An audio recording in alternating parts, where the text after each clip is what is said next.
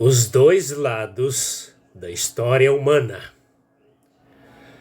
E Deus criou o homem e a mulher, à sua imagem e semelhança, para cuidarem da administração do planeta Terra.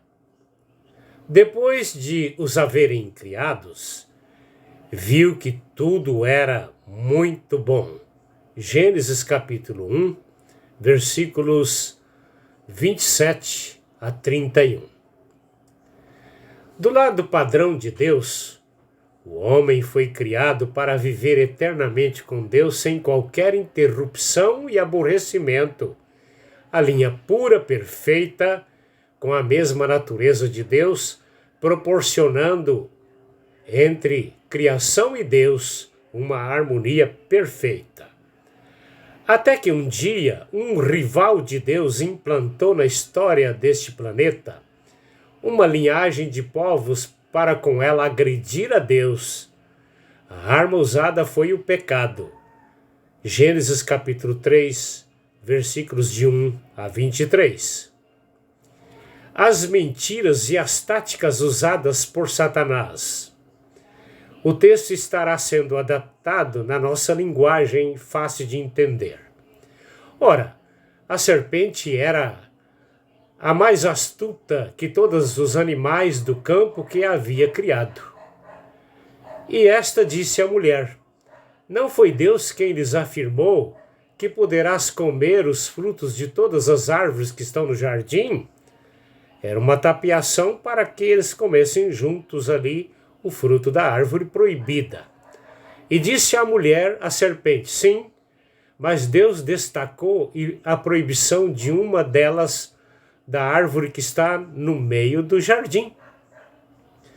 Só que Deus não o proibiu com medo de vocês serem como ele. Assim disse Satanás. Quanto ao morrer por comer do fruto desta árvore, é mentira de Deus, porque o que Deus está escondendo de vocês é que no dia em que dele comerdes, vós sereis com uma ameaça a ele, porque serão competidores à altura com ele, sendo que, como Deus, serás sabendo todo o bem e todo o mal. Gênesis capítulo 3, versículos de 1 a 5. Ser como Deus, Eva imaginou. Ser igual a Deus é tudo o que queremos. Eva, consciente de que aquela era a verdade absoluta, comeu livremente, compartilhando com Adão. As mesmas mentiras de Satanás hoje prometeu ser como Deus, porém acabaram ficando como Satanás, conhecendo e fazendo tudo aquilo que é mal. Resultados: Deus apareceu ao casal, dando-lhe uma chance de reconhecimento e arrependimento, mas o que ouviu foi prepotência, arrogância e ironia de Adão, dizendo a Deus: foi a mulher que tu me deste. Quer dizer, na verdade ele estava querendo dizer que a mulher era frágil, e ele deu a mulher errada. A mulher, por sua vez, disse: foi a serpente que me enganou. Assim sendo, o casal jogou toda a culpa na serpente. Gênesis capítulo 3, versículos 8 a 14. Com o veneno da natureza de Satanás no ser humano, o fez substituir o respeito a Deus pelo respeito a ele. Com isso, perdeu a santidade, a humildade, isso é, o homem, ao invés de reconhecer o grande erro em sair do comando de Deus para andar debaixo do comando de Satanás, passou a jogar a culpa no próprio Deus e em uns aos outros. Com ironia, Adão julgou a culpa em Deus, dizendo: foi a mulher que tu me deste. A mulher, por sua vez, disse: foi a serpente que me enganou. Deus vendo que o triálogo, ou seja, a conversa em três pessoas, não tinha futuro, encerrou ali a conversa com o casal, prometendo-lhe a redenção por meio de Jesus, figurado na semente da mulher. Gênesis capítulo 3, versículo 15. As consequências do pecado. Adão e Eva e a humanidade perderam a comunhão com Deus.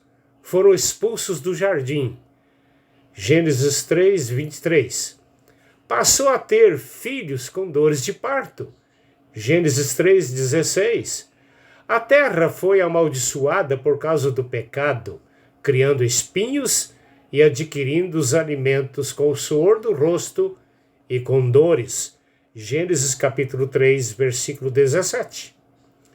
Duas linhas se estabelecem com Caim e Abel. Gênesis no capítulo 4. Adão e Eva tiveram os dois primeiros filhos, Caim e Abel. Gênesis 4, de 1 e 2. Satanás, percebendo que Abel daria sequência à linhagem de Deus, acionou Caim para matá-lo. Gênesis capítulo 4, versículo 8. Assim como a gente vê líder político psicopata matando a quem pode ser empecilho no seu caminho para implantar suas artimanhas diabólicas, principalmente aqui no Brasil.